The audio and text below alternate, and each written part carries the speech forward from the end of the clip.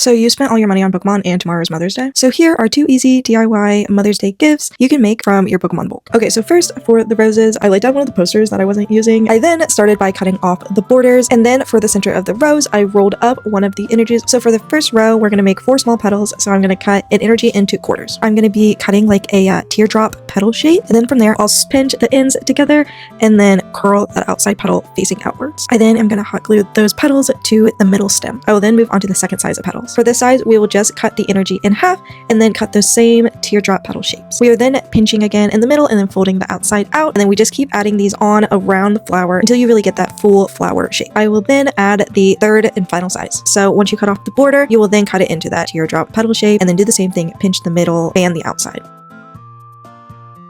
So for the rose, I added some leaves and a stem, but this one came out so cute. Now let's move on to the tin jewelry box. For the jewelry box, you'll need a mini tin, some cardboard, and then I found fabric at the Dollar Tree as well as these foam rollers. First, I traced the bottom portion. I then cut it out. I then cut my fabric a little larger than the cutout that I made. From there, I glued all the sides in and pulled them pretty taut, and I did that all the way around. I glued that piece directly into the bottom of my mini tin. Next, I am going to use rollers, and they have a little metal rod. By taking off the top button, I then fit that foam roller into the inside of the tin, marked it, and cut where it fits. There I got another piece of fabric and I glued my roller onto the fabric. And then I did keep the edges frayed. I then glued it in, and then I did it for the rest. Next, you're gonna get another roller. I cut this one directly in half. I then fit the half of the roller along the inside edge of the tin. Once I got that to fit, I of course then just glued it to more fabric and then covered the entire thing in that fabric. From there, I glued that half tube with the fabric along the inside edge of my mini tin.